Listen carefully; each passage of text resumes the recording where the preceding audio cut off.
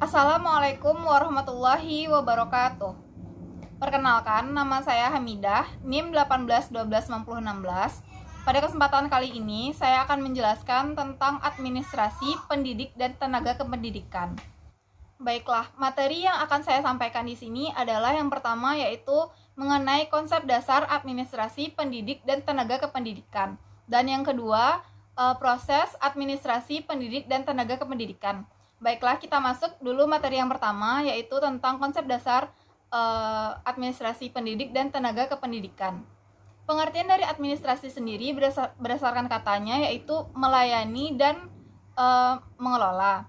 Nah, secara luasnya administrasi ini berarti proses keseluruhan dari mengelola, melayani baik itu manusia, uang dan sebagainya untuk mencapai tujuan tertentu secara efektif dan efisien.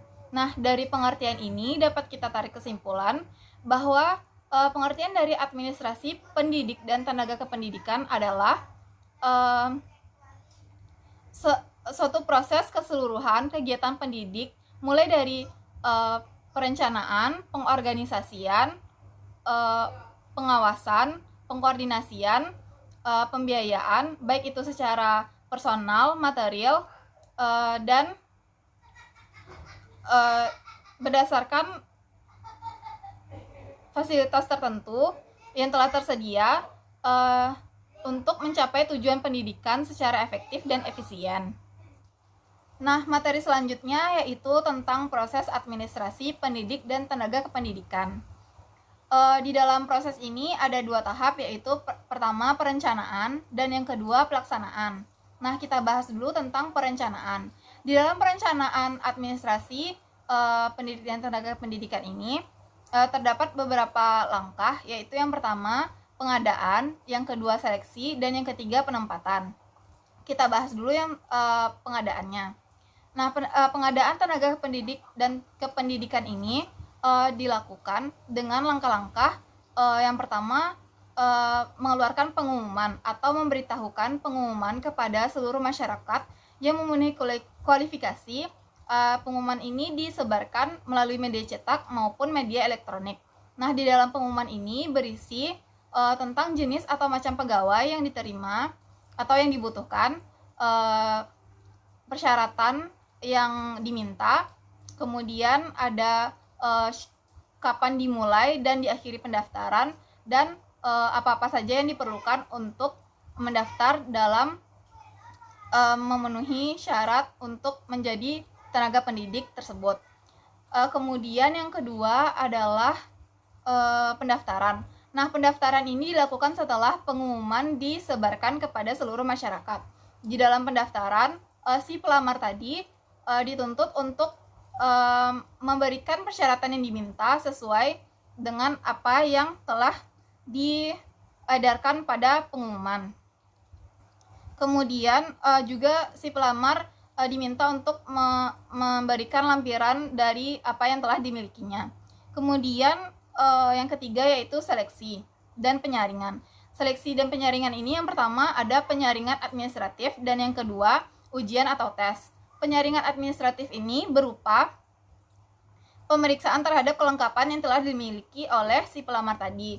Apabila si pelamar tidak memenuhi syarat yang lengkap, maka otomatis pelamar tersebut akan gagal. Nah, jika pelamar memiliki syarat yang lengkap, maka pelamar tersebut akan bisa untuk mengikuti proses selanjutnya, yaitu tes atau ujian. Nah, di dalam ujian ini terdapat ujian dengan materi pengetahuan umum, pengetahuan teknis, dan lainnya, dan yang dipandang perlu untuk menerima jabatan tertentu.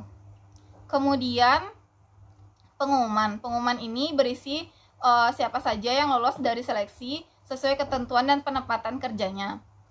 Nah, kemudian dalam perencanaan ini terdapat penempatan pekerjaan atau pengangkatan kepada tenaga kependidikan yang dibutuhkan.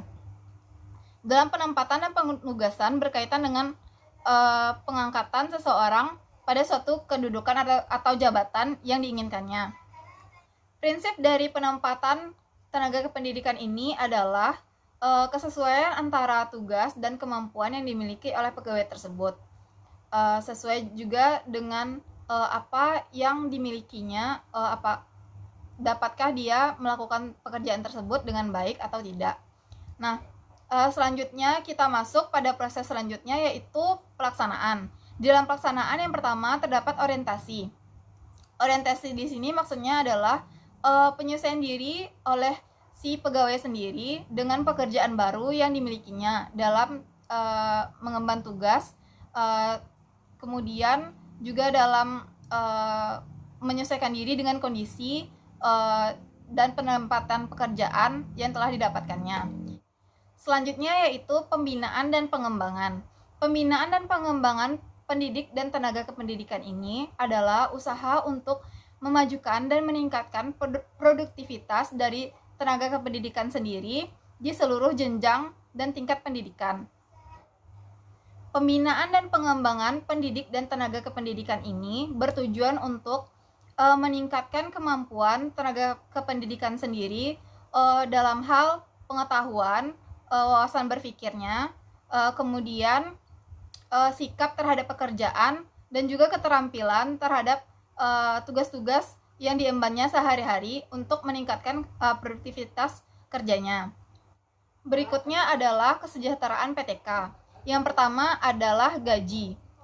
Gaji adalah hak yang diterima oleh tenaga kependidikan sesuai pekerjaannya dari penyelenggaraan pendidikan atau satuan pendidikan dalam bentuk finansial secara berkala sesuai dengan peraturan perundang-undangan. Nah, gaji ini diterima secara berkala per bulannya yang diterima oleh tenaga kependidikan sendiri. Selain diberikan gaji pokok, seorang tenaga pendidikan akan mendapat kenaikan gaji berkala apabila telah memenuhi persyaratan seperti telah mencapai masa kerja golongan dan penilaian pelaksanaan pekerjaan sekurang-kurangnya cukup. Nah, yang kedua adalah tunjangan.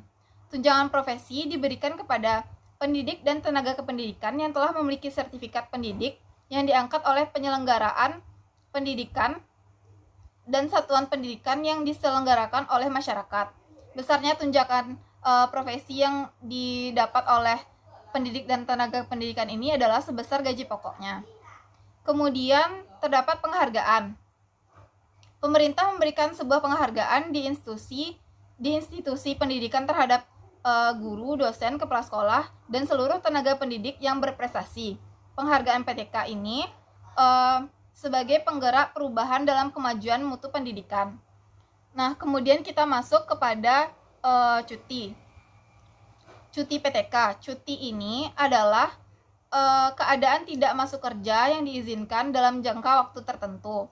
Terdapat beberapa jenis cuti. Yang pertama itu cuti tahunan, yang kedua cuti besar, yang ketiga cuti sakit, dan yang keempat cuti bersalin.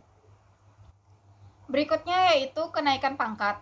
Kenaikan pangkat didapatkan oleh pendidik dan tenaga kependidikan yang telah memenuhi syarat seperti produktivitas kerjanya yang semakin meningkat atau masa dia menjabat suatu kedudukan tertentu. Nah, kemudian kita masuk kepada proses yang terakhir yaitu pemberhentian dan pensiun. Nah, pemberhentian tenaga kependidikan ini adalah proses di mana seseorang tidak dapat lagi melakukan pekerjaannya untuk sementara waktu ataupun selama-lamanya.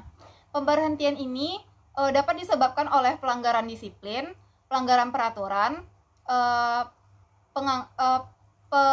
pengunduran diri, dan juga pengurangan tenaga kependidikan. Nah, terdapat dua faktor. Yang pertama yaitu pemberhentian secara tidak hormat. Pemberhentian secara tidak hormat ini dapat disebabkan oleh hukuman jabatan dan juga hukuman atas pelanggaran yang telah dilakukan oleh si tenaga pendidikan sendiri. Kemudian juga disebabkan oleh faktor permohonan sendiri, meninggal dunia, ataupun pengunduran diri. Yang terakhir adalah pensiun. Pensiun adalah masa di mana seseorang tidak lagi bekerja karena masa kerjanya sudah selesai. Nah, seorang pensiun dari pendidik dan tenaga pendidikan sendiri dapat menerima gaji sesuai aturan yang telah ditentukan. Nah, demikianlah materi yang dapat saya sampaikan pada kesempatan kali ini. Terima kasih atas segala perhatiannya dan mohon maaf atas segala kesalahan yang telah saya lakukan. Saya sudahi dengan Assalamualaikum warahmatullahi wabarakatuh.